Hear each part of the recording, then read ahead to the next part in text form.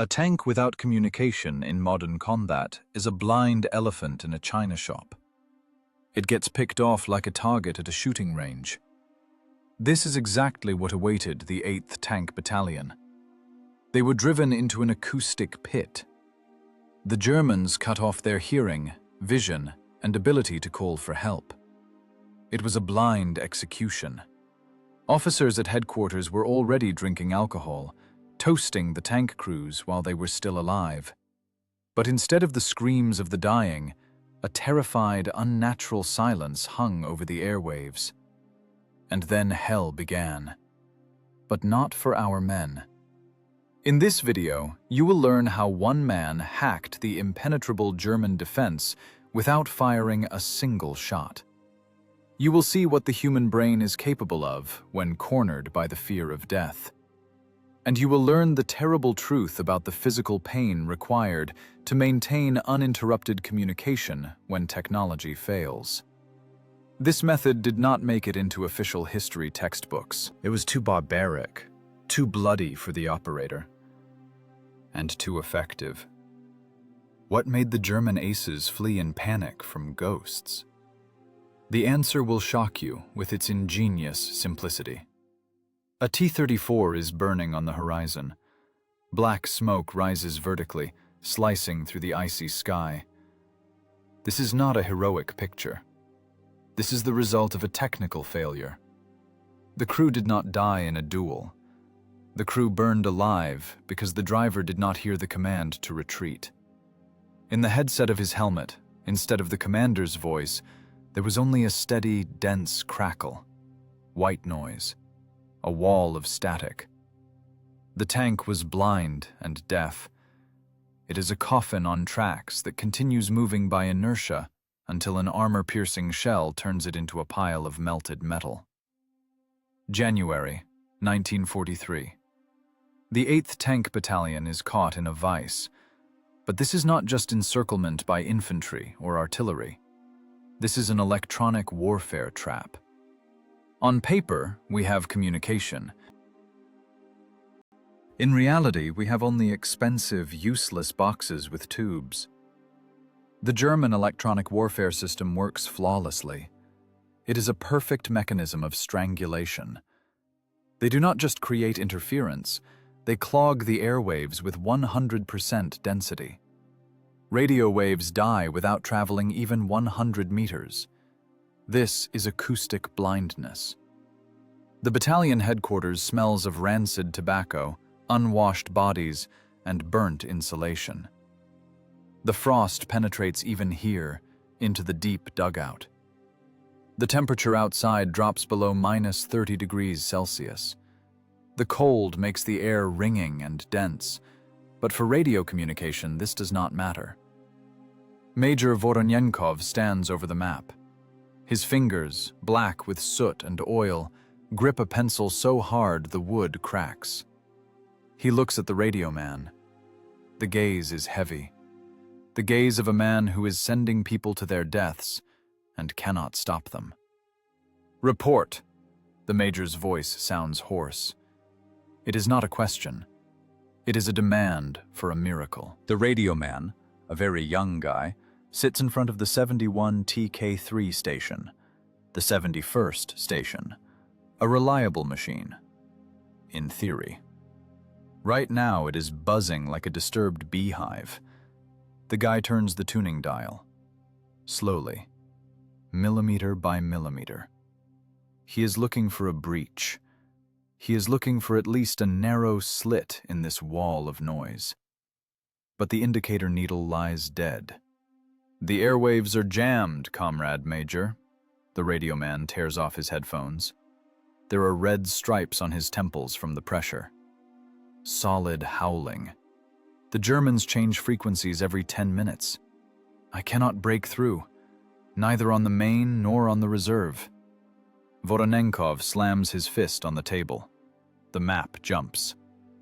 What do you mean you cannot? The 3rd platoon is moving into direct line of fire. They need to flank. If they go straight, they will be shot like targets in a gallery. Communication. Give me communication, you son of a bitch. The radio man puts the headphones back on. His face is gray. He knows the statistics.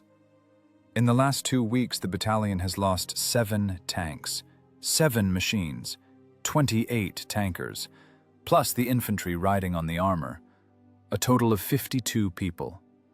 52 death notices that will have to be written. And they all died not because of a tactical error. They died because of silence. Loss of communication in modern combat is the amputation of a limb. You give an order, but the arm does not move. A tank company without coordination turns into a herd of blind elephants. They get in each other's way. They block fields of fire. They become easy prey for enemy anti-tank artillery, which works precisely by grid squares. The German gunners see us. We do not hear them. Another crackle in the speaker. It is not a voice. It is a discharge of static that hits the eardrums like a needle. The radio man winces but does not take off the headset. He listens to chaos. He tries to fish out a rhythm, a word, anything human in this ocean of electronic garbage. Useless. The German jamming generators operate on a wide range. They cover frequencies in layers. This is not chaotic noise. This is a mathematically calculated wall of sound, designed by Telefunken engineers. Explosions are heard outside. The earth shudders, and frozen dust falls from the ceiling of the dugout. It settles on the maps, on the shoulders, on the useless radio. Enemy artillery begins ranging. They know where we are. And we cannot even correct return fire because the batteries are silent. Signalmen run along the trenches, trying to restore the wire line, but the wires are torn by shrapnel faster than they can be spliced. The explosions are getting closer. Voronenkov turns away from the radio man. He walks to the observation slit. Through binoculars, he can see a panther maneuvering on the flank. It moves brazenly, openly. It knows that the Russian tanks will not respond with a coordinated strike. They will snap back one by one, and one by one, they will die. The major sees the muzzle flash. A second later, somewhere to the right, a pillar of fire rises. The 8th tank. 4 more men. This is an execution, he says quietly. Just a blind execution. We are like targets on a firing range here. In the corner of the dugout, in the shadows, sits Junior Sergeant Ivan Demidov. He is not looking at the map. He is looking at the radio. He is not an officer. He is a technician. There is no panic in his eyes, only cold calculation and anger. Anger at the hardware that does not work. He hears this howl differently. For the major, it is the sound of defeat. For Demidov, it is a physical phenomenon. Oscillations of an electromagnetic field, amplitude, frequency. He understands that fighting a German electronic warfare station with this radio is like trying to outshout a jet turbine with a whisper. A different solution is needed. An analog solution to a digital problem. Demidov closes his eyes. He imagines the battlefield not as a map with red and blue arrows, but as a space filled with waves. Radio waves are dead here. They are stuck in German interference like flies in resin. But the air is still here. The frosty, dense air of January 1943. Sound travels faster and clearer in such an environment. The speed of sound at -30 changes, but the physics of elastic waves remains unchanged. If the electromagnetic channel is blocked, then the acoustic one must be used. Comrade Major, Demidov's voice sounds quiet but firm, cutting through the hysteria of the moment. The radio will not work. The Germans are crushing us with power. They have generators on trucks, and we have batteries that die in the frost. We will not break through this dome. Voronenkov turns sharply. And what do you propose, Sergeant? Wave flags? Or launch carrier pigeons under shrapnel? No. Flags cannot be seen in the smoke. Pigeons will die from concussion. We need a signal that will pass through any noise, a signal that pierces armor, a low-frequency pulse. The major looks at him as if he were crazy. Shells are bursting around them, people are dying, and the sergeant is talking about physics. But there is something else in this look. Desperation. A readiness to grasp at any straw, even if it looks like delirium. "You have 5 minutes, Demidov," the major snaps. "If you do not figure out how to transmit the order to the 3rd platoon, I will personally send you there on foot with the packet in your teeth." Demidov nods. He knows there is no time. Every second of delay is measured not by the ticking of a clock, but by the strikes of German shells on our armor. He stands up and walks to the exit of the dugout. Outside is hell. The screech of metal, the howl of mortars, the roar of engines. All of this merges into a cacophony of death. But Demidov is looking for a different sound. A sound that is not here, but should be. A sound that will become a command. He looks toward the ruined village of Korovkina. There, among the black skeletons of huts, only one structure remains standing. The bell tower. Half ruined, with a shell hole in its side, but under the vault, something darkens. Heavy, metallic. The idea comes instantly. It is not an epiphany. It is an engineering click. The connection of two contacts in the brain. Radio is the transmission of information through oscillations. A bell is the transmission of information through oscillations. The difference is only in the carrier. If the airwaves are dead, the air must speak. And here physics comes into play. Cruel, uncompromising physics of war. Junior Sergeant Ivan Demidov does not hear war in the usual sense. For the infantry, war is the whistle of bullets and the roar of explosions. For Demidov, war is a spectrogram.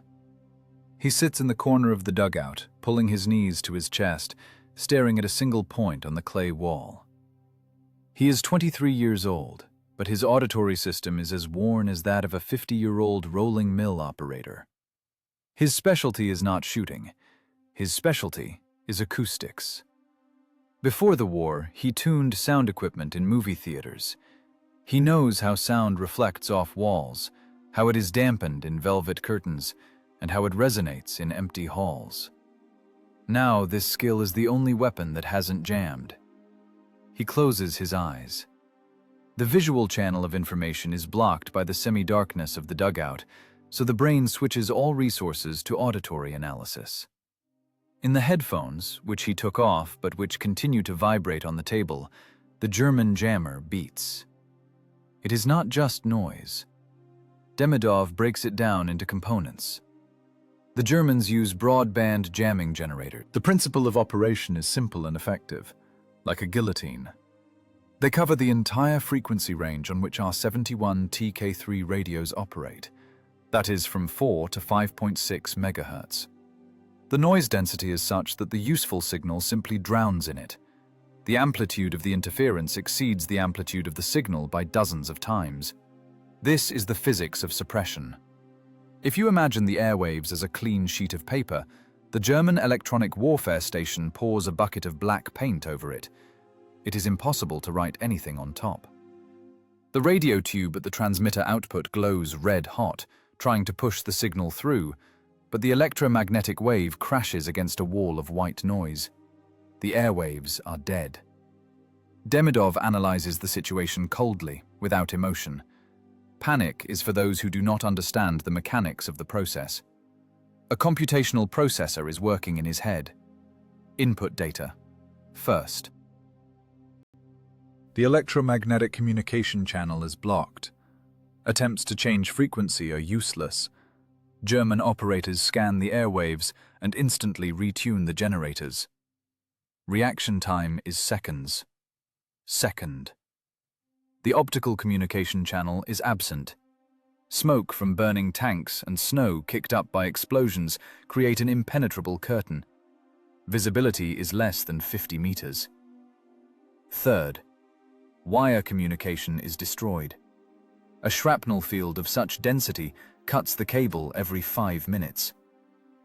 Conclusion: 20th century technical means of communication are out of order. We are thrown back to the Stone Age. But people fought in the Stone Age too, and they heard each other. Demidov shifts his gaze to his hands. They are trembling. This is not fear. This is vibration from the close explosion of a 105mm shell. The shock wave passed through the ground, through the logs of the ceiling, and hit his body. Stop. Demidov freezes. The thought comes not as an epiphany, but as the dry click of a relay. The shockwave passed. The Germans can jam a radio frequency. They can lay a smoke screen, but they cannot cancel the laws of sound propagation in an elastic medium. They cannot jam the air itself. He begins to calculate. The air temperature outside is -30 degrees Celsius. Cold air is denser than warm air. Gas molecules are located closer to each other. In such an environment, the attenuation coefficient of a sound wave decreases. Sound flies faster and farther. The speed of sound at this temperature is about 315 meters per second. This is slower than a radio wave, which flies at the speed of light. But a radio wave dies in the first few meters, while a sound wave in frosty air is a solid, physical object. The anatomy of hearing works like this. The eardrum catches air vibrations, transmits them to the hammer, anvil, and stirrup. A mechanical impulse turns into a nervous one. For a tank driver to hear a command through the roar of a V2 diesel engine, a signal of extreme power is needed. The tank engine produces noise around 110 decibels. Artillery cannonade adds another 130.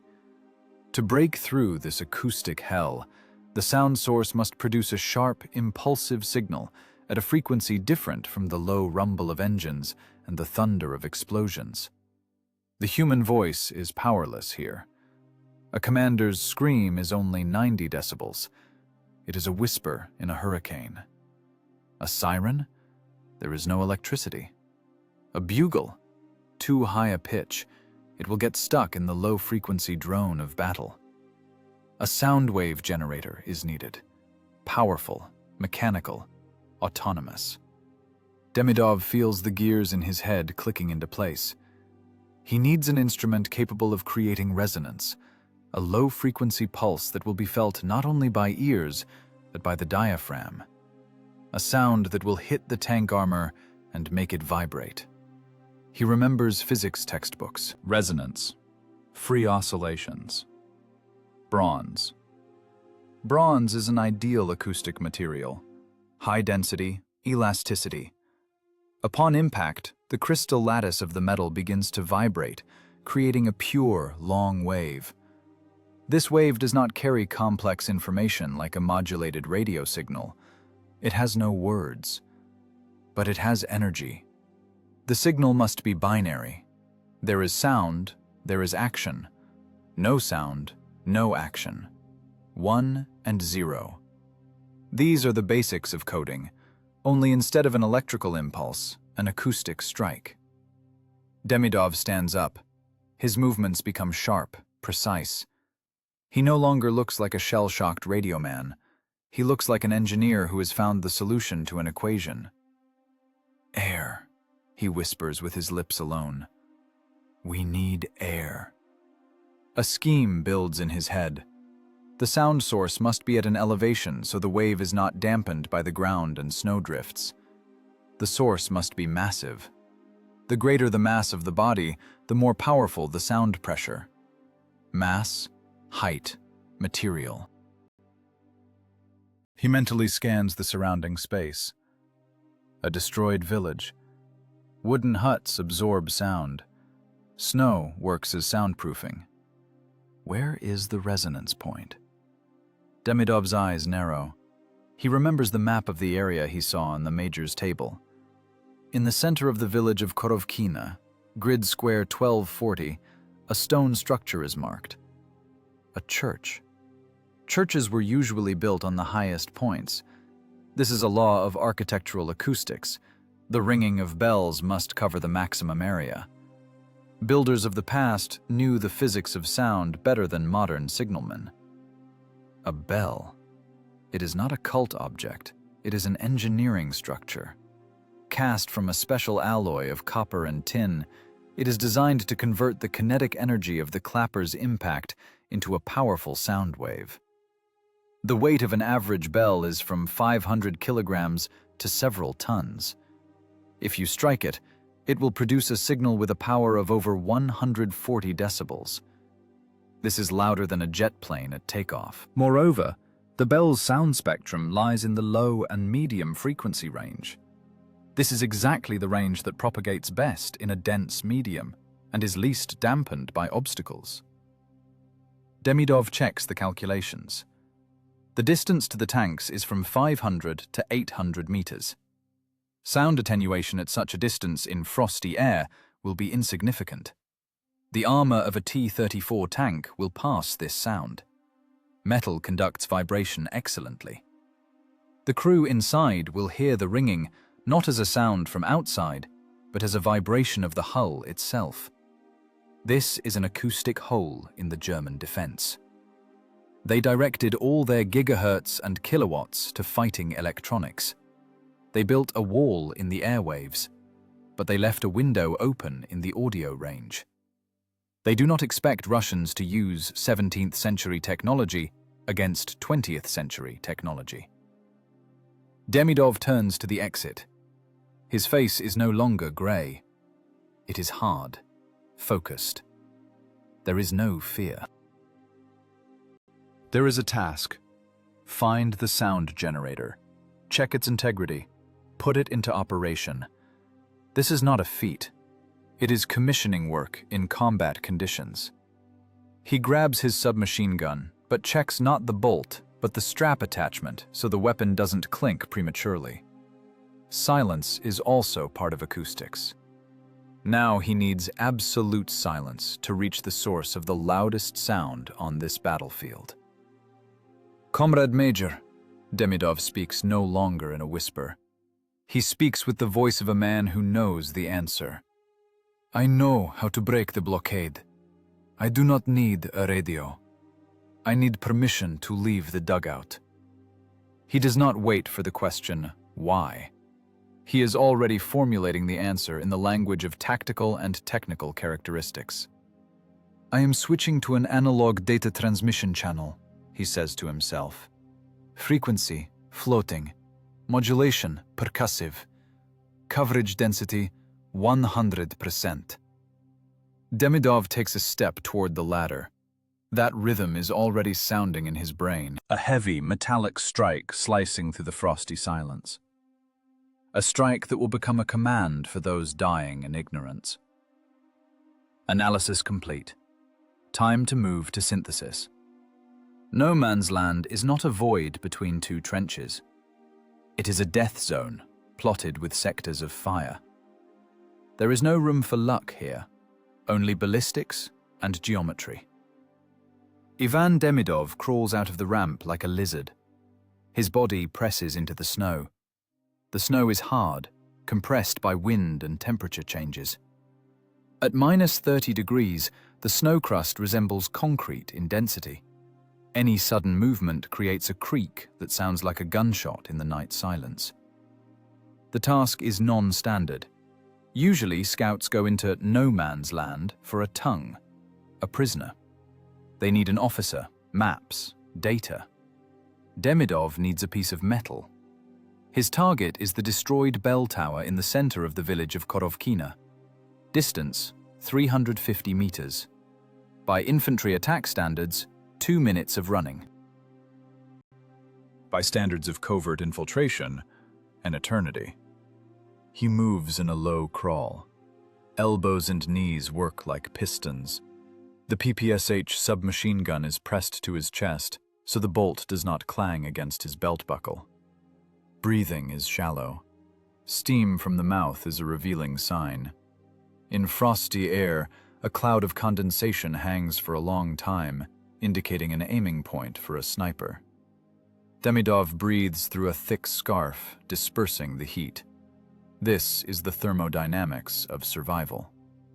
German positions are silent, but this is a deceptive silence. There, 300 meters away, sit observers with Zeiss binoculars and stereoscopic telescopes.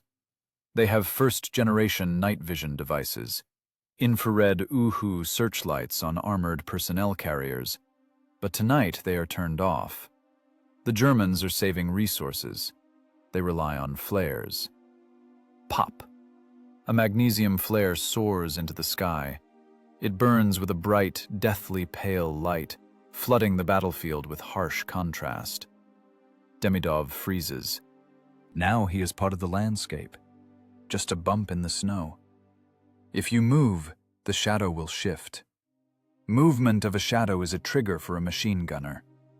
He lies there, feeling the cold penetrate through his padded jacket, through his tunic, straight to his skin. The earth draws heat from the body with the efficiency of an industrial refrigerator. The flare hisses and goes out. Darkness falls back, even thicker than before. The eyes need time to adapt. Rhodopsin in the retina restores slowly. Demidov starts moving again. The village of Korovkina meets him with the smell of burning. Wood here does not rot, it is charred. Skeletons of huts stick out like black ribs. Topography of destruction. There are no shelters here, only obstacles. He skirts a crater from a 150mm shell. The ground is turned inside out, mixed with brick fragments. Ahead is the church. The brickwork is smashed. The dome has collapsed inward, but the bell tower stands. This is an engineering paradox. The thick walls of the base withstood the shockwave. Demidov crawls to the entrance. There is no door. There is a breach. Inside it is dark and smells of dampness mixed with the dust of centuries. The wind walks freely here, creating an aerodynamic noise similar to a moan. He climbs the remains of the spiral staircase. The steps crumble under his boots. The stone is icy. It is colder here than outside because stone accumulates cold. Every step is a risk of collapse. But Demidov does not think about that. He is looking for the object. On the belfry platform, the wind knocks him off his feet. Through the openings, the entire front line is visible. Flashes of distant shots, the black strip of the forest. But Demidov looks up. On a thick, forged beam hangs the object. The bell. It is covered in hoarfrost, like gray wool. A layer of ice distorts the shape, but the mass is felt immediately. This is not a decorative element. This is 500 kilograms of bronze, an alloy of copper and tin, a classic recipe. The metal is dark, heavy, dense.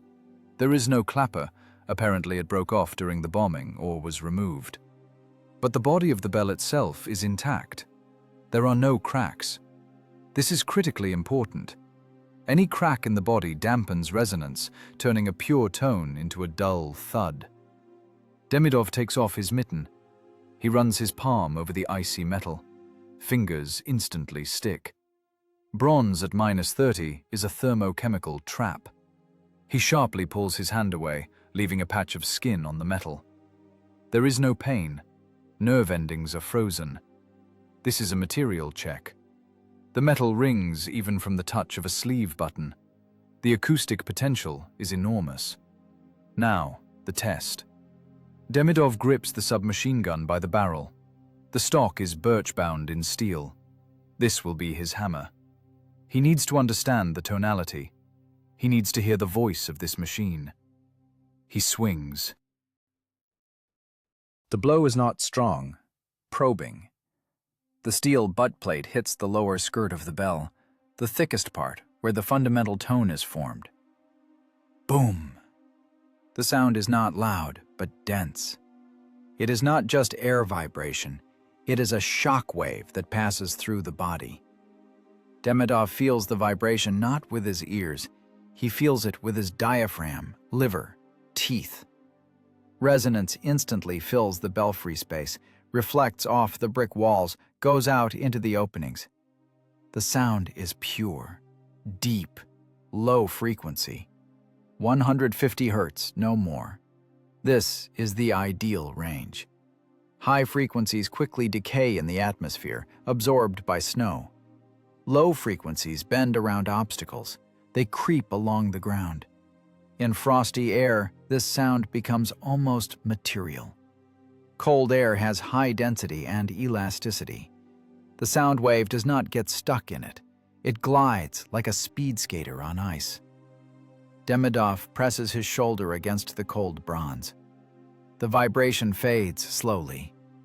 10 seconds. 15. Sustain, the duration of the sound, is fantastic. The casting quality is superb. Masters of the 19th century knew their business. They created an ideal emitter.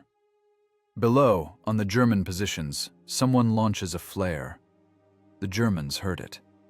The sound was non-standard for a frontline night. It is not a shot, not an explosion. It is an alien acoustic artifact. But they will not understand. For them, it is an accident. The wind swung the iron. A piece of shrapnel hit a rail. For Demidov, this is proof of the theorem. The system works. The generator is found. It is operational. It is charged with potential energy. It remains to turn it into kinetic energy. It remains to develop the syntax. Demidov looks at the dark hulk of the bell. Now it is not a church utensil. It is a tactical unit. An ultra-high-power signal transmission station. He takes a knife from his pocket and scratches a diagram on the hoarfrost. Angle of impact, force of swing, point of contact. He turns intuitive ringing into technical regulations. A clapper is needed. The gun stock won't last long. The wood will split against the bronze after the 10th strike. Metal is needed. He inspects the floor. Among broken bricks and casings lies a shell fragment, 5 kilograms. Jagged edges, heavy steel. Perfect. If he ties it to a belt. Demidov picks up the fragment. The weight is pleasant. This will be the striking element. Expedition complete. Result positive. The object is ready for operation. He lies down on his stomach again to crawl back. The way back is always harder. Adrenaline recedes, and the cold piles on with new force. But now, not only the padded jacket warms him, the solution warms him. In his hands is the key to the radio-electronic prison.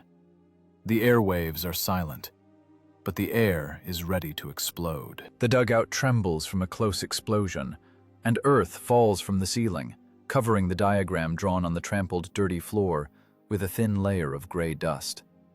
Junior Sergeant Ivan Demidov does not brush it off. He simply draws a new line with his bayonet knife, deepening the groove. He has the hardware, a 500-kilogram emitter on the bell tower. Now he needs the software. Combat management software. Without a clear protocol, the bell will remain just a noisy piece of bronze. In the chaos of battle, any incomprehensible sound is interpreted by the brain as a threat or as background noise. For a signal to become an order, it must carry information. It must be recognizable, like a mother's voice, and imperative, like a shot at point-blank range. Demidov works on the syntax of battle. He mumbles under his nose, articulating rhythmic patterns. Dot-dash won't work. Too complex, too subtle. Reverberation will eat the pauses. He understands the acoustic problem. The bell has monstrous sustain. After a strike, the sound hangs in the air for another 10 to 15 seconds, slowly fading. If you strike frequently, sound waves will overlap, creating a continuous hum. Mush.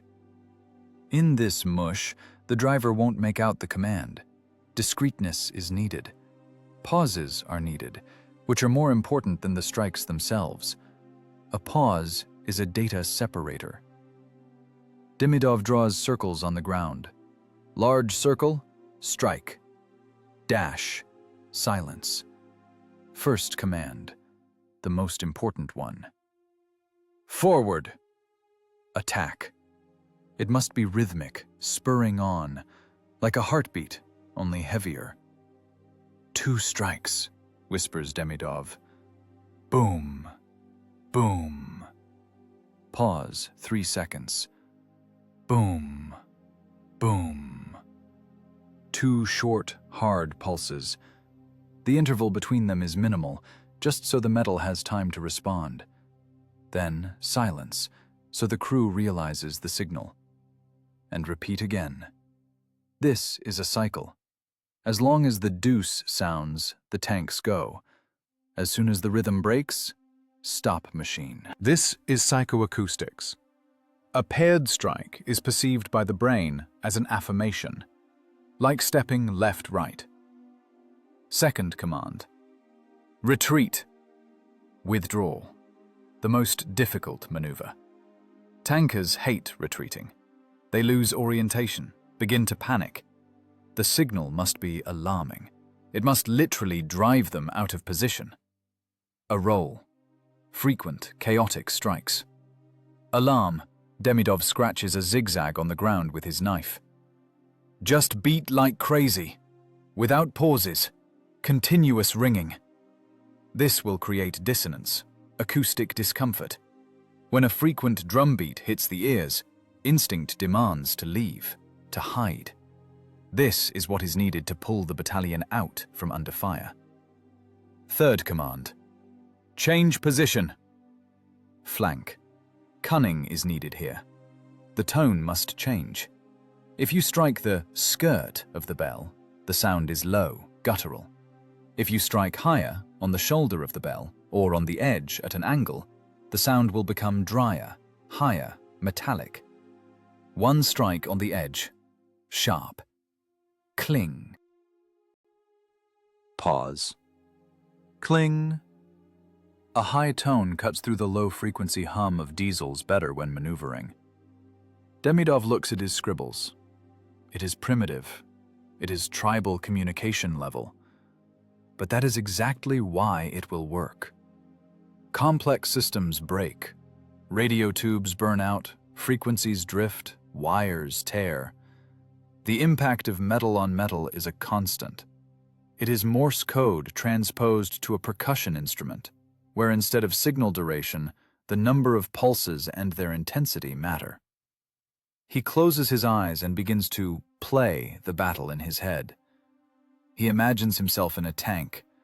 Around him is the roar of the V2 engine, the clatter of tracks, the strikes of shells on armor. Visibility, 0. Crackling in the headset. And suddenly, through all layers of noise, a vibration enters the tank hull. Boom.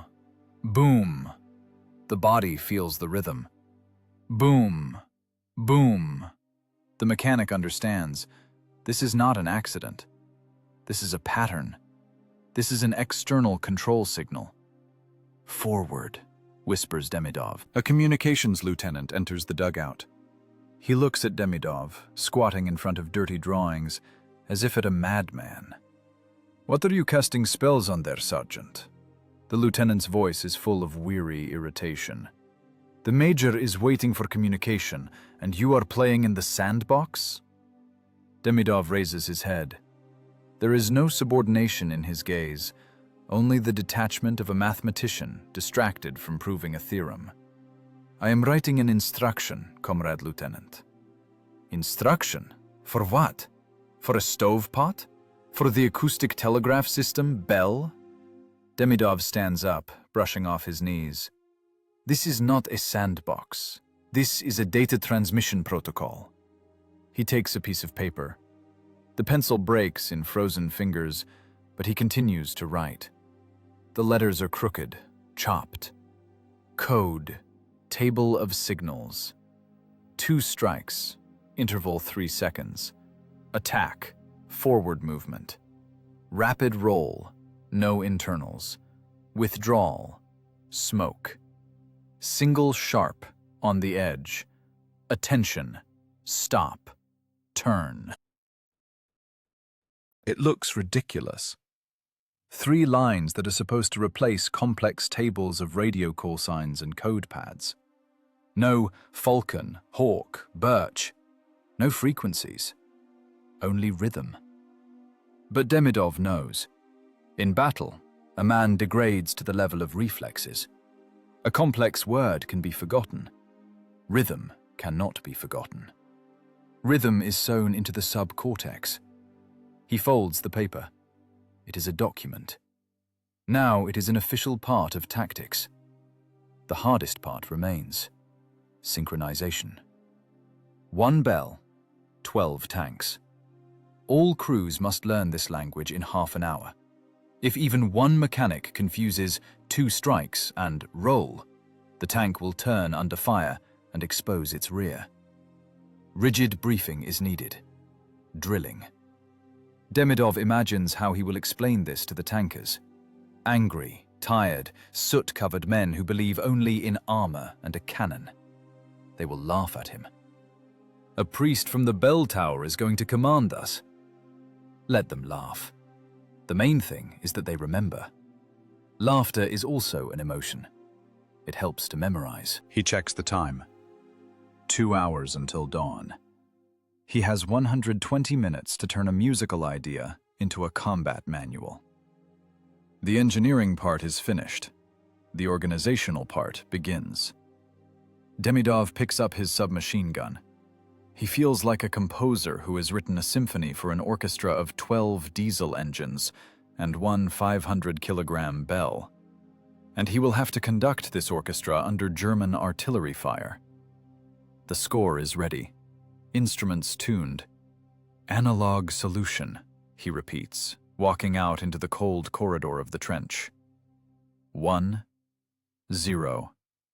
Strike. Silence. Outside, the wind strengthens. It howls in the wires of the broken communication line, as if mocking human attempts to transmit a voice.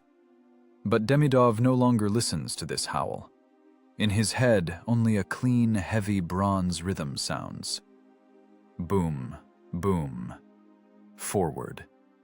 Major Voronenkov has not slept for 3 days. His face resembles a mask of gray clay, on which only inflamed eyes, red from burst capillaries, remain alive. The dugout is packed so densely with tobacco smoke that it seems it could be cut with a knife. On the table before the battalion commander, a map is spread out, a paper landscape of disaster. Red arrows of the enemy encircle the battalion's positions in a tight ring. Blue circles of our strong points are crossed out with X's. The radio man in the corner no longer turns the dials. He sits with his hands down, staring blankly at the green scale of the radio station, which barely glows in the semi-darkness. The speaker emits a steady, mocking hiss. This is the sound of defeat. The dugout door opens, letting in a cloud of frosty steam. Junior Sergeant Ivan Demidov enters. He looks not like a savior, but like a man who has crawled out of a grave. His padded jacket is torn, hands scraped, soot and brick dust on his face. But in his hands, he holds not a weapon, but a piece of paper folded in 4. The paper is dirty, but pencil diagrams are clearly visible on it. Demidov approaches the table. The staff officers, an intelligence captain and an artillery lieutenant, look at him through the smoke screen with dull irritation. For them, he is a nuisance, an extra element in the equation of their inevitable death. Permission to speak, Comrade Major. Voronenkov slowly raises his head. His gaze is heavy, crushing. If you came to say that communication is not working, then you better go out and shoot yourself, Sergeant. Don't waste my time. There is communication, Demidov's voice sounds dry, without a tremor. He puts the paper on top of the map, right on the German positions. Only not electrical, acoustic. The major looks at the paper. 2 strikes, attack. Roll, withdrawal. Strike on edge, attention.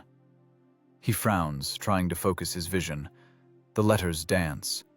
The meaning of the words does not sink in immediately. The intelligence captain leans over the table, reads, and lets out a short, barking laugh. "Have you gone mad, Sergeant?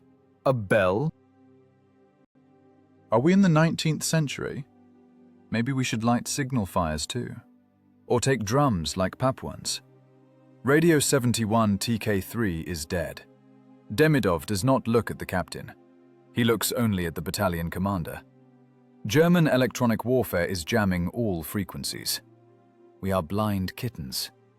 The bell is a sound wave generator with a power of 140 decibels. It cannot be jammed unless the bell tower itself is blown up. The sound passes through any noise of battle. This is a court-martial. The captain slaps his palm on the table. This is amateurism. There is a combat manual. There are communication regulations. You propose to command a tank battle using church utensils. The Germans will laugh at us while they shoot us. Silence hangs in the dugout. Only the hissing of the radio and distant shell explosions outside are heard. The conflict of the old and the new, the manual and improvisation, reaches its peak. Officers see in Demidov's proposal a violation of subordination and common sense. They are trained to fight by the rules, where communication is provided by technology, not the physics of elastic bodies. For them, a bell is an archaism, a symbol of backwardness, a disgrace.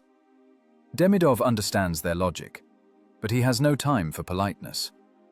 "Comrade Major," he speaks firmly, interrupting the captain, "dawn is in 4 hours. The Germans will start ironing us with artillery. The tanks will go in blind. They won't hear commands over the radio. They will burn. Every last one. We have no choice. Either we try my method, or we write death notices. If, of course, there is anyone left to write them." Voronenkov is silent. He looks at his hands. He remembers Lieutenant Petrov's burning tank. Petrov screamed into the airwaves, asked for support, but no one answered because the airwaves were clogged with white noise. The major remembers that feeling of powerlessness when you see the death of your men and cannot intervene. The bureaucratic machine of the army requires acting according to instructions. The instruction does not provide for the use of bells. If he gives the go-ahead and the operation fails, he will be shot in front of the formation for criminal negligence and clowning. But if he does nothing, the battalion will simply cease to exist. Weighing the risks happens instantly. Life against protocol. Effectiveness against the manual. Voronenkov stands up. He is not tall, but now he seems huge. He takes Demidov's paper. The paper crunches in his fingers. "Stop the hysterics," the major says quietly to the captain. The latter falls silent mid-sentence. "We have no communication. That is a fact. We have no support. That is a fact. The sergeant has a plan. Let it be idiotic, let it be medieval, but it is a plan." He turns to Demidov. There is no fatigue in his eyes anymore. In them is the cold gleam of desperation and determination. "Listen to me carefully, Sergeant. I give you the go-ahead. Take men, take a car if needed, organize this orchestra of yours. But remember one thing." The major leans closer. Demidov smells tobacco and stale alcohol. "If even one tank moves the wrong way, if they confuse signals and expose their sides, I will personally shoot you. Right there on the bell tower. I'll hang you instead of the clapper. Do you understand me?" "Yes, sir, Comrade Major. Understood. Go. You have an hour to brief the crews. Hand out these papers. Hammer this rhythm into their heads, so they hear it in their sleep. Demidov turns over his left shoulder. Sharp, by the book. He takes the paper from the table. It is now a combat document. He walks out of the dugout into the night. Left in the silence, the intelligence captain shakes his head. We will all go to court, Nikolai Petrovich. Headquarters will eat us alive. They'll say we've lost our minds. Bell ringing instead of encryption. Voronenkov takes out a cigarette, lights it from a shell casing lamp. Smoke fills his lungs, calming his nerves a little. He looks again at the useless radio blinking with a green eye. Let them judge. He exhales smoke along with the words. As long as there is someone to judge. Better to be a live idiot under tribunal than a dead hero by the manual. The radio is silent, Captain, but the bell can at least be heard. He walks to the observation slit. The darkness outside is dense, hostile. Somewhere out there, in the ruins, crawls a sergeant who decided to outplay German engineering thought with a piece of bronze. Major Voronenkov, a career officer, atheist, and party member, catches himself on a strange thought. For the first time in the entire war, he is relying not on technology, but on a sound. The longest hour of this night begins.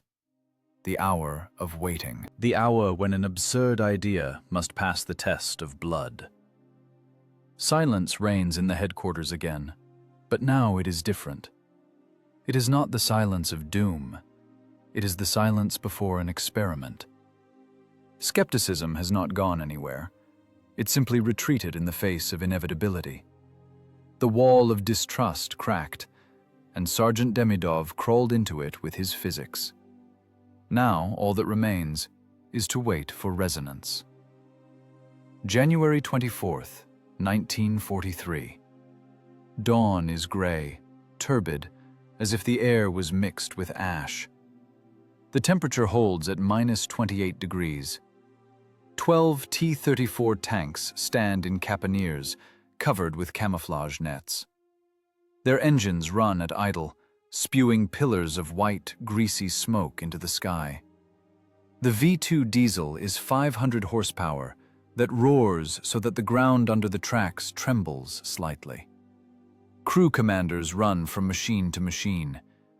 In their hands are not clipboards with maps, but crumpled notebook pages. On the paper is not a combat order, but a primitive diagram drawn with a pencil stub. 3 lines, 3 rhythms. Drivers look at these papers with bewilderment bordering on aggression. "Are these musical notes?" shouts the driver of the lead vehicle, trying to shout over the engine. "Am I supposed to play the accordion or pull levers?" "Shut up and memorize," yells the platoon commander in response. 2 strikes, first gear, full throttle. Roll, reverse. 1 sharp, stop. Hear the ring, act. Radios off. Radios are off. That is an order. For the first time in the entire war, tanks go into battle with powered-down stations. It is counterintuitive. It violates all norms of modern warfare. But it is the only way to get rid of the phantom noise in the ears. The airwaves are clean because the receivers are dead. Only hearing remains. Ivan Demidov is in position. Height 12 meters above ground level. The bell tower is blown through by icy wind. His fingers gripping the homemade clapper, a 5-kilogram high-explosive fragment on a leather strap, have almost lost sensitivity. But he does not feel the cold. He feels the timing. Below, Major Voronenkov raises his hand.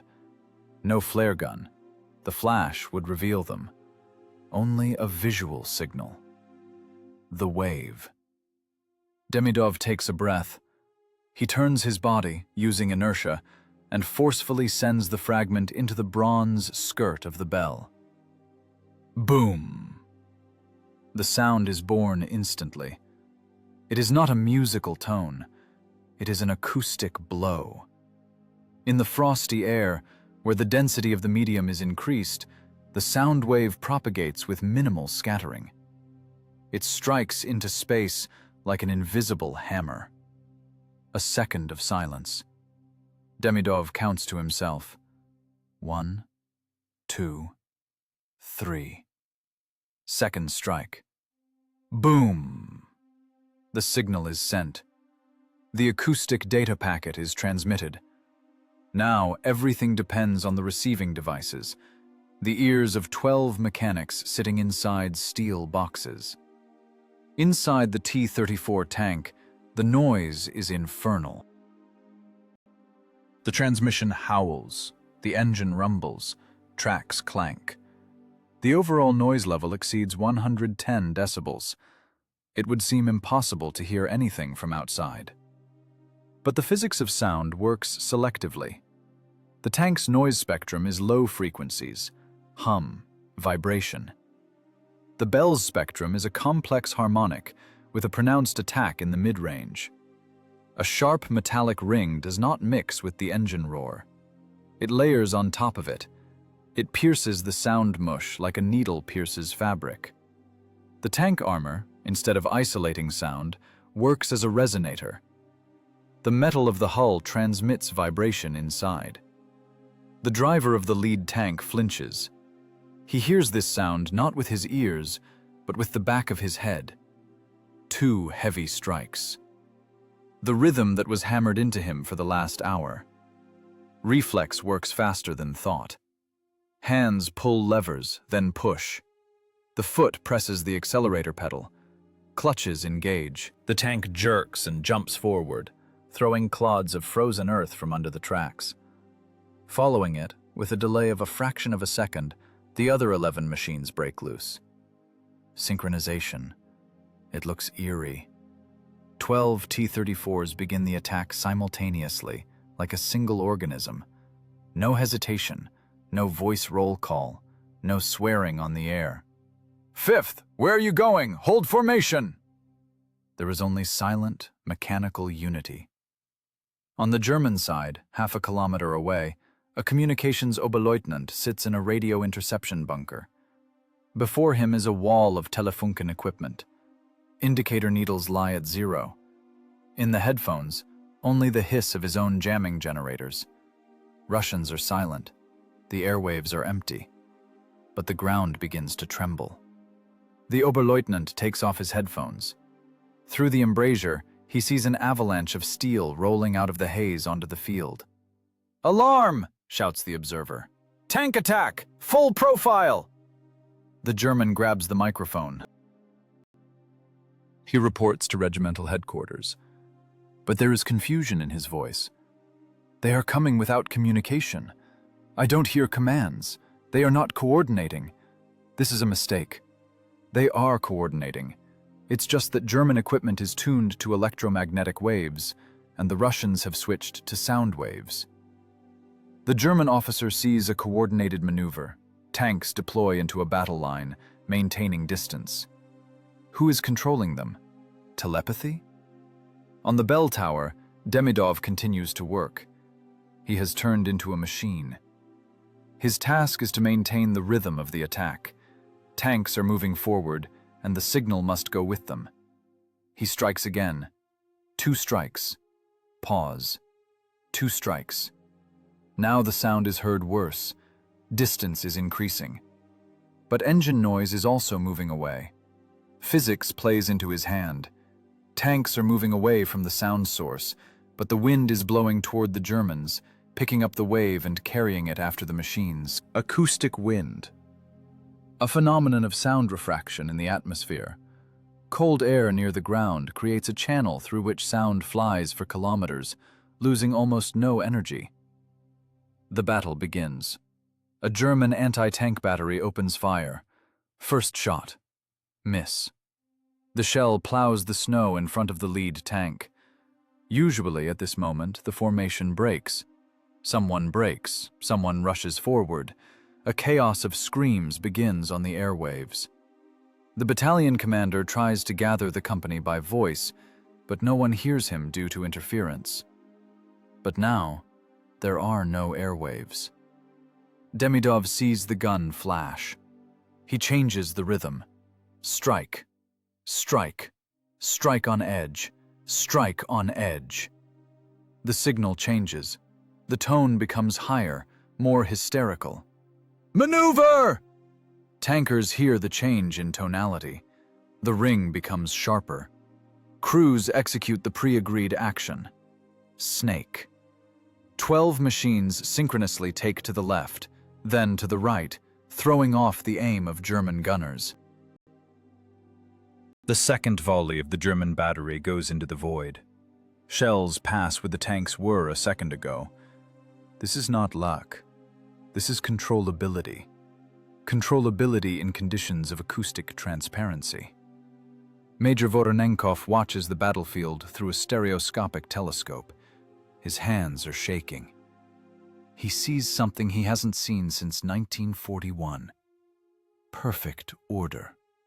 Tanks are moving as if on parade, only at a speed of 40 kilometers per hour and under fire. No one lagged behind. No one crawled ahead. The bell on the tower continues to toll. Its sound now mixes with the roar of cannons, but it is still distinguishable.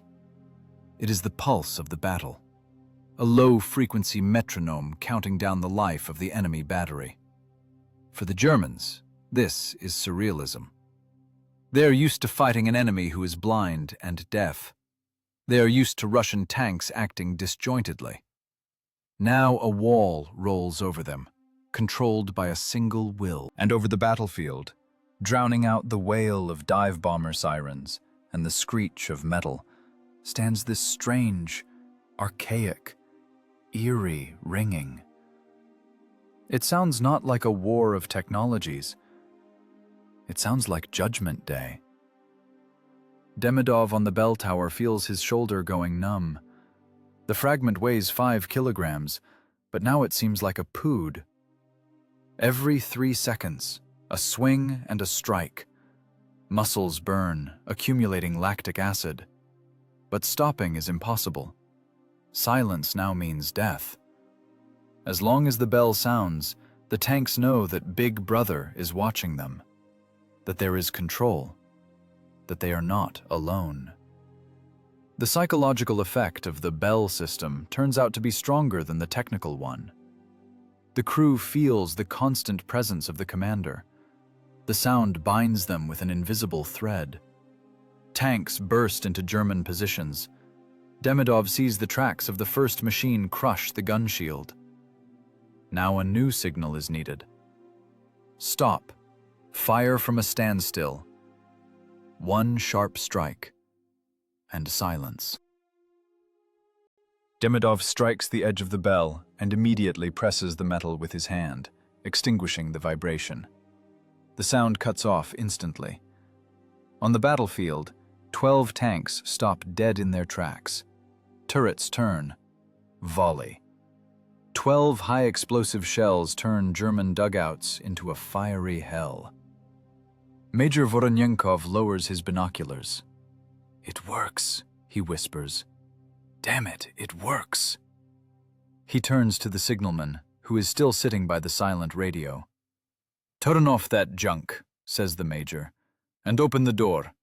I want to hear this." The ringing coming from the bell tower is the best music for him right now.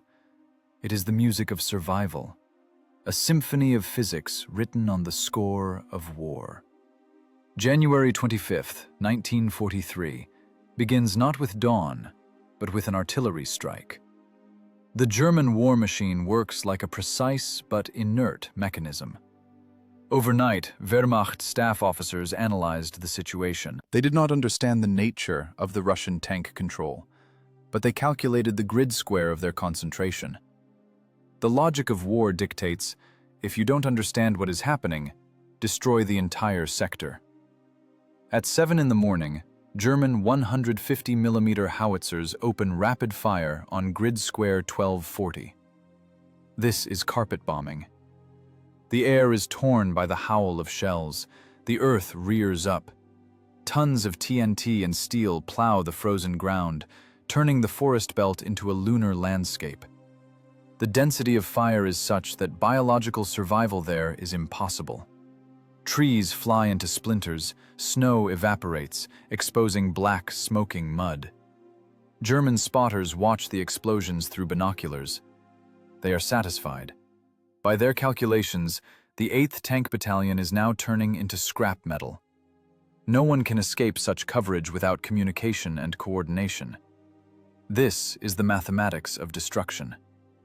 But the spotters do not see one thing. The square is empty. 5 minutes before the artillery preparation began, the air over the village of Korovkina vibrated again. Junior Sergeant Ivan Demidov, who had spent a second day on the wind-blown bell tower, saw flashes on the horizon. Atmospheric optics in winter allow seeing far, but sound lags behind. He had 30 seconds. Flight time of a shell at a distance of 10 kilometers. Demidov did not wait for an order. He struck the edge of the bell, a sharp, high, unpleasant sound. Cling, cling, cling. It was an alarm signal, a signal that required no decoding. It hit the nerves. It meant, death is coming. Change position, immediately. Tank crews, sleeping in machines with hatches open, to hear, reacted instantly. Diesels roared. 12 tanks broke loose, crushing bushes. They did not form a column, that is, a loss of time. They dashed in a fan, scattering to the flanks. It was an evasion maneuver initiated by one man and one piece of bronze. When the first German shells fell on the battalion's positions, only empty ammo crates and oily rags remained there. The steel fist had already shifted 2 kilometers west. The Germans continued to iron the void. They waste ammunition by the trainload. Each shell costs hundreds of Reichsmarks. Every minute of cannonade wears out gun barrels. This is a colossal waste of resources. The economy of the Third Reich runs idle, throwing money into Russian mud. At the same time, Major Voronenkov's battalion, having made a deep detour, flanks the German artillery group. The situation flips. The hunter becomes the prey, because he got too carried away shooting and went deaf from his own noise. German artillerymen do not hear the rumble of tank engines. Their ears are clogged with the roar of shots. They are in an acoustic cocoon. Demidov on the bell tower sees a new picture of the battle. Tanks are in ideal position for a strike. Distance, 400 meters. Direct fire. An attack signal is needed, but not general, strictly pointed. Demidov changes his grip. Now he strikes not the edge, but the middle of the skirt, but with a pullback, not letting the sound hum. Boom. Pause. Boom. This is the rhythm of a step, the rhythm of pressure. Tanks open fire on the move. 12 76mm guns hit the side of the German batteries. The effect of surprise is absolute. The Germans panic. They try to turn the heavy howitzers, but the trails are frozen into the ground. They grab radios, scream into the airwaves, but their own white noise still reigns there. Their electronic warfare system, their pride, is now playing against them. It drowns out their own cries for help. They created ideal isolation in which they are now being killed. Demidov continues to work. His hands are rubbed raw and bloody.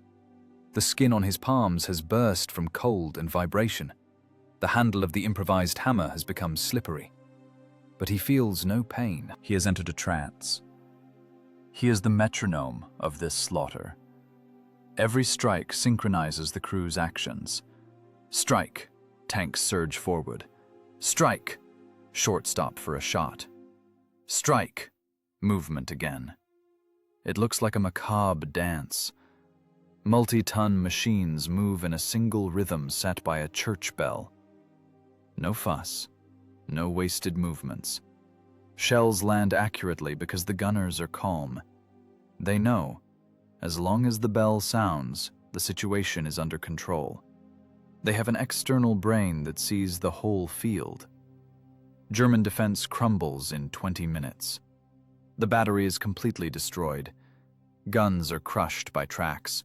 Crews are scattered or destroyed. Major Voronenkov in the lead tank sees fleeing German infantrymen. He could give the command to pursue, but the bell changes tonality. From the bell tower, Demidov sees what the major does not. Reserves are approaching the Germans from the north. Assault guns. Time to leave. Victory is won. One cannot be greedy. Demidov starts beating a roll. Fast, frequent, on the very edge. Cling, cling, cling, cling. The sound is hysterical, hurried. Retreat! Retreat! Into the smoke! Tanks instantly pop smoke canisters. A gray curtain hides the machines. Diesels roar at full throttle. The battalion dissolves into the forest as suddenly as it appeared. When German assault guns reach the position, they find only burning howitzers and plowed snow. The Russians are gone. In the evening, at Corps headquarters, the results are tallied. Statistics is the driest and most honest science of war. Enemy losses: a battery of heavy howitzers, 6 anti-tank guns, up to a battalion of infantry, an ammunition depot. Losses of the 8th Tank Battalion for January 25th. Tanks, 0. Killed, 0. Wounded, 2. A mechanic pinched his finger with a hatch, and a gunner smashed his eyebrow on the site during braking. This is an anomaly. In conditions of total radioelectronic suppression, the unit not only survived, but completed the combat mission with 100% efficiency. In the ammunition expenditure column, standard norm. In the communication column, a dash. Or, more precisely, a void. Not a single radiogram was sent or received.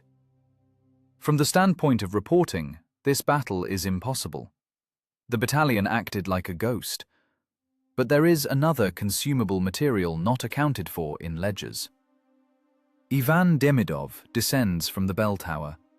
He walks, staggering, holding onto the walls. His face is black from the wind. A thin trickle of blood flows from his ears. The eardrums could not withstand sound pressure of 140 decibels for 2 days. He hears nothing. For him, the world has plunged into absolute silence. He approaches Major Voronenkov, who is standing by a smoking tank. The major says something, moves his lips, pats the sergeant on the shoulder. Demidov sees only lip movement. "Good job, hero," he reads. But that doesn't matter. What matters is something else. Demidov looks at the tanks. 12 machines, all intact. Live people sit on the armor. They smoke, laugh, wipe oil from their faces. 52 people who should have burned in that field if they had stayed waiting for radio connection. They are alive. This is the result of the equation. Hundreds of tons of German metal, complex Telefunken electronics, the doctrine of radioelectronic warfare, all this proved powerless against one physical law, the law of resonance. And against one man who guessed to apply this law. Voronenkov hands Demidov a flask. The sergeant takes it with shaking hands. Alcohol burns his throat, but it is the only sensation breaking through the shell shock. He looks at the bell tower. It stands, dark with a pierced side, against the backdrop of a crimson sunset. The sound generator cools down. The bronze falls silent, having done its job. It was a victory of the primitive over high tech. Victory of an analog signal over a digital blockade. A victory that cost the state not a kopeck, but saved a priceless resource. People. Communication finished, Demidov whispers in his deaf voice.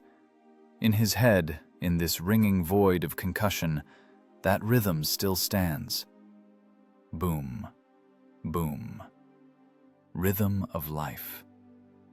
On January 26, 1943, a Willys with Corps headquarters markings arrives at the 8th Tank Battalion's location. The car is clean, as far as possible in the front-line zone. Colonel Krasnov steps out.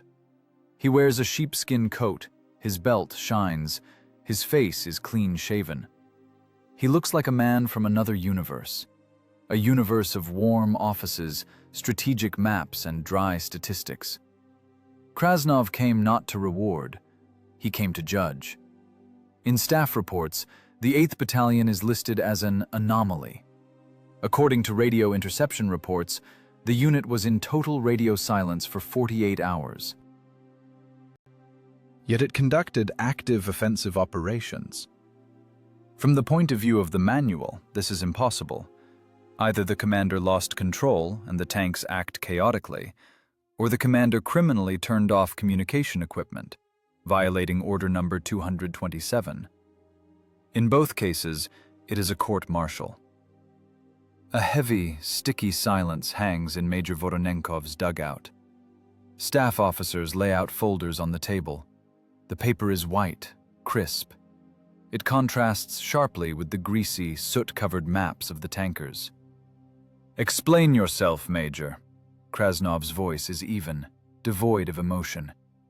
It is the voice of a prosecutor. "Why did your battalion disappear from the airwaves for 48 hours? Why did you willfully turn off the 71 TK3 radio stations? Do you realize this is sabotage?" Voronenkov stands at attention. He makes no excuses. He is too tired for fear. "Stations were useless, Comrade Colonel." German electronic warfare gave 100% interference density. Keeping them on meant listening to noise and unmasking ourselves with local oscillator radiation. "And how did you manage the battle? With flags? Pigeons? Acoustic channel," Voronenkov answers. "Frequency, audio. Carrier, bronze." Krasnov winces. He had been reported about some ringing, but he wrote it off as observers' shell shock. "Are you saying you fought by a church bell?" "Major, this is the army, not a parochial school.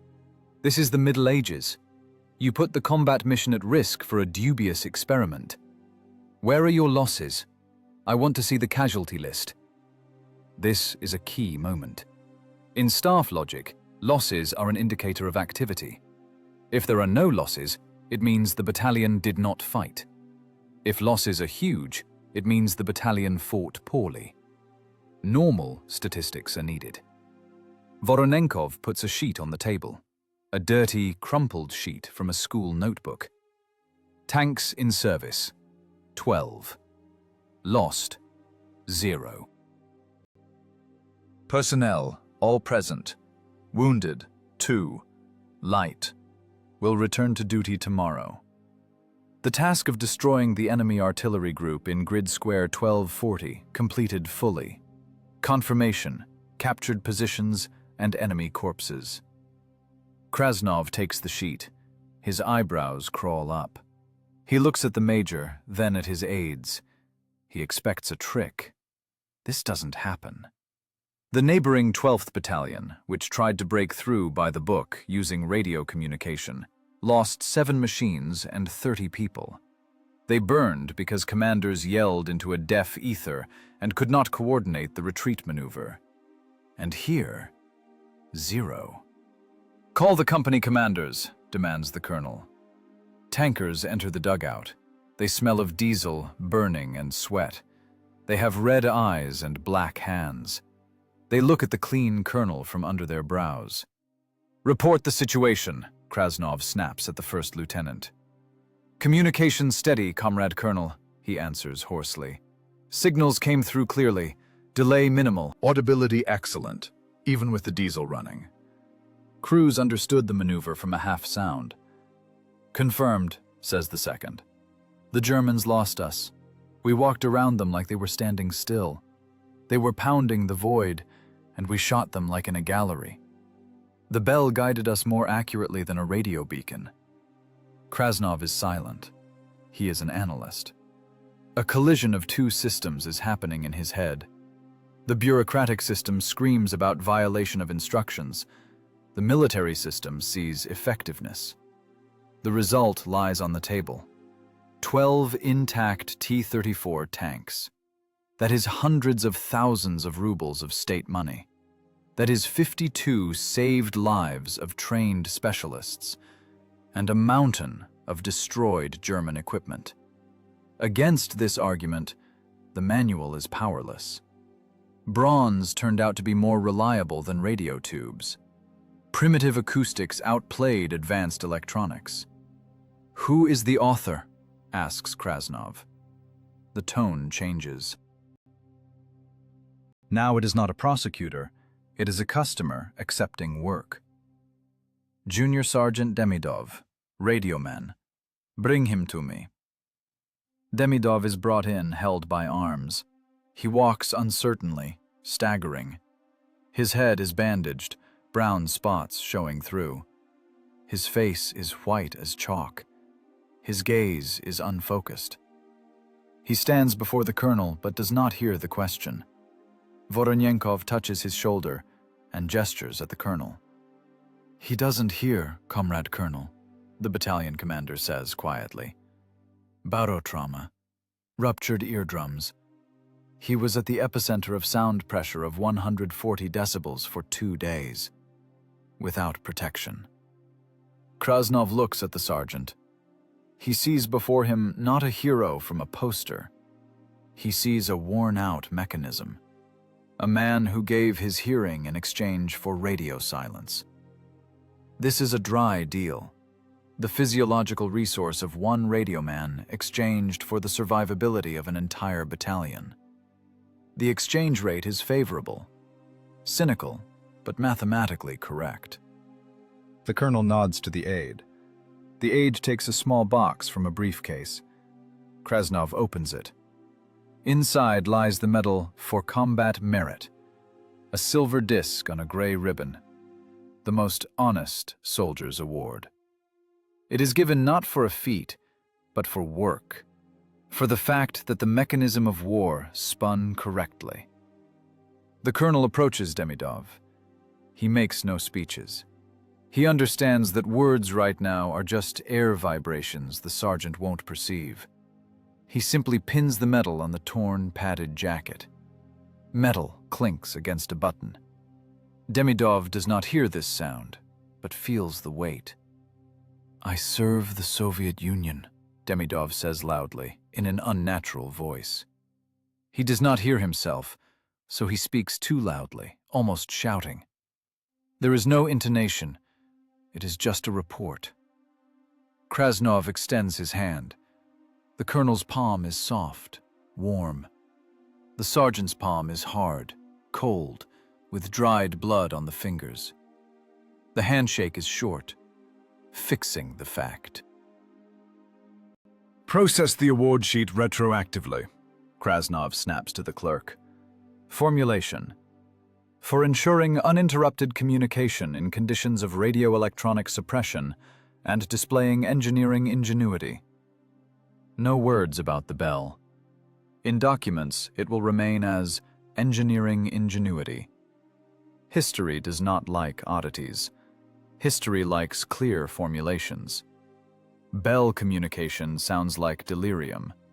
Uninterrupted communication sounds like a report. Bureaucracy swallows the feat, digests it, and spits out a neat folder stamped "Secret." Krasnov leaves in an hour. The staff Willies dissolves into the snowy haze. Voronenkov remains in the dugout. He looks at Demidov, who is sitting in the corner, pressing his hands to his bandaged head. The radio man stares at a single point. In his world, there is now absolute cottony silence. But the battalion is alive. 12 diesels are warming up outside. Mechanics check tracks. Life goes on. It was a victory not of spirit, but of calculation. Victory of a technician who saw a solution where others saw junk.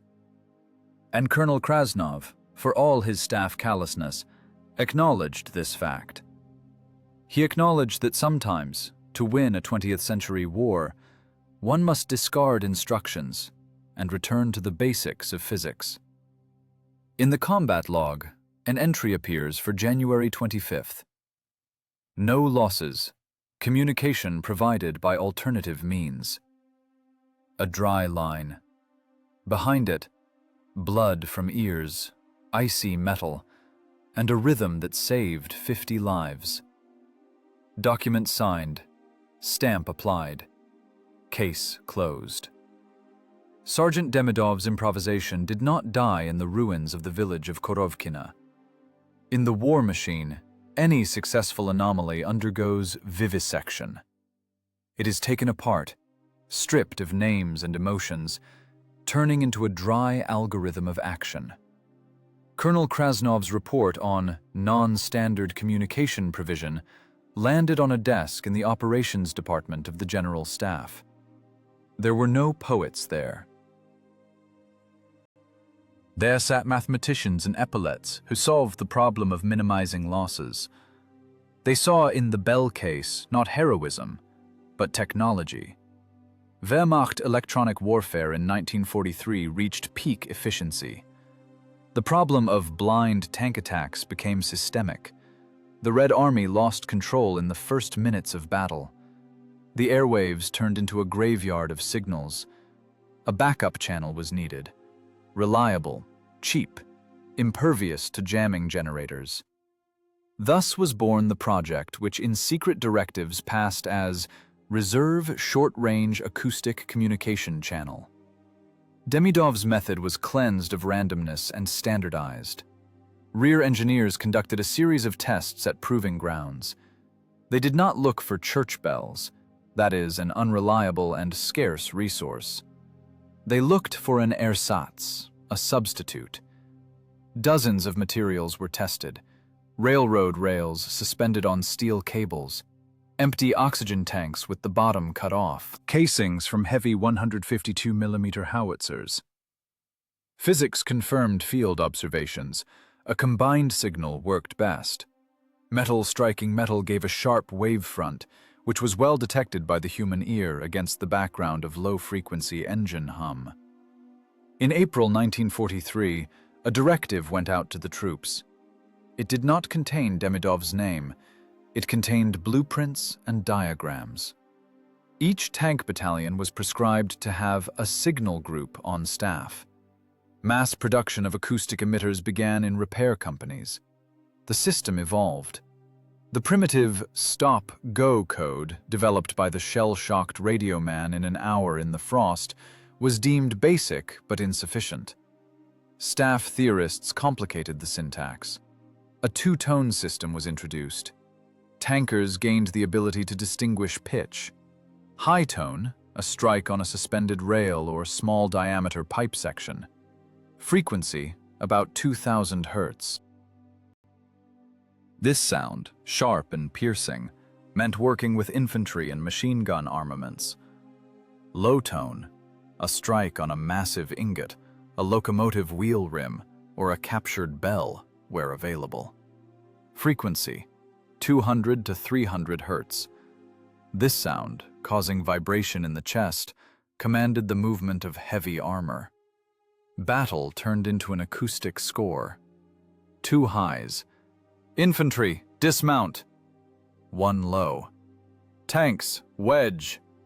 Roll on rail. Air. This was no longer an improvisation of despair. It was an approved methodology.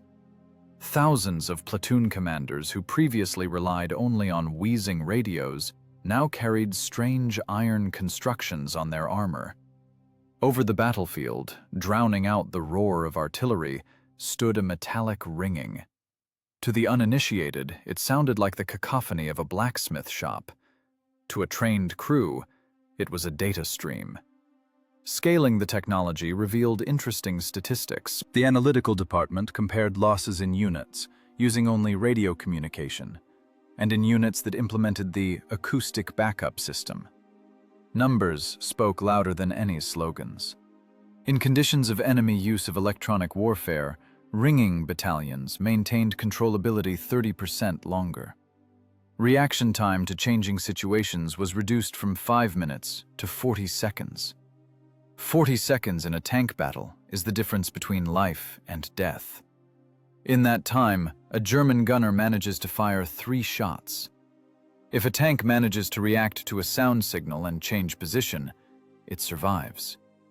By the end of 1944, statistics accumulated data from all fronts. 8,214 people. This is the estimated number of saved lives. These are crews who heard the retreat signal when the radio was silent. These are paratroopers who jumped off armor a second before a Panzerfaust hit because they heard an alarm roll on a rail. 8,000 people. A whole full-strength division. They remained alive not thanks to new radars or thick armor. They remained alive thanks to the physics of sound waves in an elastic medium. The method entered sergeant training manuals. In the section, Actions upon Loss of Radio Communication, a paragraph appeared. Organization of sound signaling with improvised means. It described how to choose a place for the emitter, elevation, wind consideration, how to calculate audibility range depending on weather conditions, fog, rain, frost. It was indicated that in high humidity sound travels better, while loose snow dampens the wave. This was the science of survival translated into the language of instructions. Interestingly, the Germans also noticed this evolution. Reports began appearing in captured Abwehr documents about a barbaric but effective method of battle management by the Russians. German engineers tried to create their own analogs, powerful pneumatic sirens installed on command Tigers. But the complex mechanics of sirens clogged with mud, compressors failed in the frost. The Russian system, consisting of a piece of iron and a hammer, could not fail. It had no moving parts. It required no fuel. It needed only the muscular strength of one man. Ivan Demidov, the prototype's author, was no longer serving on the front line by that time. His war ended in a hospital where doctors stated irreversible hearing loss of 90%. But his invention fought for him. In every strike of a crowbar on a rail near Kursk, near Kiev, near Berlin, there was an echo of that first strike in the village of Korovkina. The technology became faceless. None of the tankers of 1944 knew the name of the radio man who thought of ringing a bell. For them, it was just part of the routine. Lost comms, grab the sledgehammer. This is the highest form of recognition for an engineering solution. When it becomes so obvious and necessary that people stop noticing its uniqueness, perceiving it as a given. The bell system proved a fundamental principle of war. In a critical situation, the winner is not the one with the more complex device, but the one whose communication system is more resistant to chaos. 8,000 lives is the price of simplicity. The price paid by the complex German machine for forgetting the basics of acoustics. And the price paid by one radio man with his hearing, so that others could hear the order. Ivan Demidov finished the war in Berlin, But he did not hear the victory salvos from 1,000 guns. For him, May 1945 was just as silent as January 1943. The acoustic trauma received on the bell tower in the village of Korovkina proved irreversible. Hearing did not return. Doctors shrugged. Nerve endings were destroyed by sound pressure exceeding the pain threshold. He paid with silence for communication. It was a fair deal. After the hospital, he was not written off as scrap. The Army knows how to value brains capable of generating non-standard solutions in critical situations. The sergeant who figured out how to hack the German radio blockade with a piece of bronze was sent to officer courses, and then to the academy. His career developed not on the parade ground, where a loud command voice is needed, but in the quiet offices of analytical departments of the General Staff. There, among maps and diagrams, Colonel Demidov dealt with issues of control system survivability. In the Cold War era, when the world was preparing to exchange nuclear strikes, communication again became a bottleneck. Electronics were becoming more complex. Computers, satellites, digital encryption appeared. But Demidov, a man who had gone through acoustic hell, always asked engineers the same uncomfortable question. What will you do when an electromagnetic pulse burns out your microchips?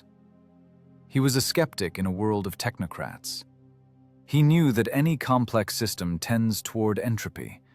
The more transistors in a chain, the higher the probability of failure. The finer the tuning, the easier it is to knock off. His colleagues drew reliability graphs with a coefficient of 99.9%. Demidov drew a hammer and a rail. This, he wrote in memos, has 100% reliability, as long as the operator is alive. He was considered a conservative, sometimes an eccentric, but in secret manuals on conducting combat operations under conditions of nuclear weapon use, in the section Reserve Communication Channels, points about light signals, semaphore, and sound signaling were preserved until the very end of the 20th century. This was his legacy, a dose of reality for an army intoxicated by technology. Ivan Demidov died in 1980, quietly in his sleep. Cardiac arrest. He was 60 years old. There were no loud speeches at his funeral. Fellow soldiers came, a few aged tankers from that very 8th Battalion. They stood silently. They knew that the deceased did not like unnecessary noise. For them, he remained that guy in a torn padded jacket who climbed a bell tower in -30 degrees and forced the air to work instead of radio waves. The story of the alarm signal is not just an episode of the Great Patriotic War. It is a fundamental lesson for any era of high technology. We are used to trusting machines. We delegate navigation, calculations, communication to them. We build digital fortresses, forgetting that every fortress has a switch that can be turned off. The Germans in 1943 made a fatal mistake. They believed in the absolute superiority of their technology. They created an ideal system for suppressing radio waves. They drove the Russians into a technological dead end. Their mistake was that they were fighting radios, but they should have been fighting people. German doctrine did not account for the factor of human intelligence. A machine acts according to an algorithm. If the frequency is blocked, there is no communication. A human thinks in categories of the goal. If the frequency is blocked, find another medium. Demidov did not try to outplay German engineers on their field. He did not invent a more powerful radio. He simply changed the physics of the process. He moved from the electromagnetic spectrum to the acoustic one. He performed a downgrade, a rollback of technology that paradoxically led to tactical superiority. This is the phenomenon of the analog solution.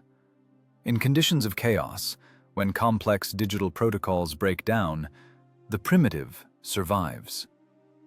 A bell is 500 kilograms of bronze. It has no microchips. It cannot be hacked by a hacker attack. It cannot be de-energized. It cannot be jammed by a white noise generator because the impact energy is too great. It is a device with zero information capacity, but infinite reliability. The 8th Tank Battalion escaped encirclement without losses, not because it had better armor or guns. It escaped because one man understood a simple thing. Communication is not wires and tubes.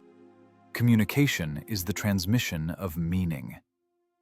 It does not matter how you transmit the command "forward" via an encrypted satellite link or 2 strikes of iron on iron. The main thing is that the command is heard. This case teaches us that in the equation of war, the main variable remains the human brain. Technology is merely a tool, a crutch that amplifies our capabilities, but also makes us vulnerable. If you take a navigator away from a modern soldier, he might get lost. If you take away a radio, he will go mute. But if a soldier has a clear mind and an understanding of the physics of the world, he will turn everything around him into a weapon. He will make a telegraph out of a church bell. He will draw a map on the snow. He will find a way out where a computer shows critical system error. The victory near the village of Korovkina is a triumph of dry intellect over brute force. It is proof that a real engineer is not one who knows the manual by heart, but one who understands the principles of matter. Demidov saw in the bell tower not a religious symbol, but a resonator. In the frost, not a hindrance, but a medium with high density. In the noise of battle, a spectrum of frequencies. He decomposed reality and reassembled it for his tasks. Complex systems break, batteries die, wires tear, screens go dark. The physics of sound is eternal. The laws of elastic wave propagation worked in 1943, work now, and will work in 1,000 years. And the winner will always be the one who knows how to think outside the instructions. The one who, in a moment of total deafness and blindness, is capable of hearing how the air itself sounds and making it speak. The silence at Colonel Demidov's grave is not emptiness. It is simply a pause before the next signal, a signal that will sound when all other systems fail again. Because human thought is the only signal that cannot be jammed.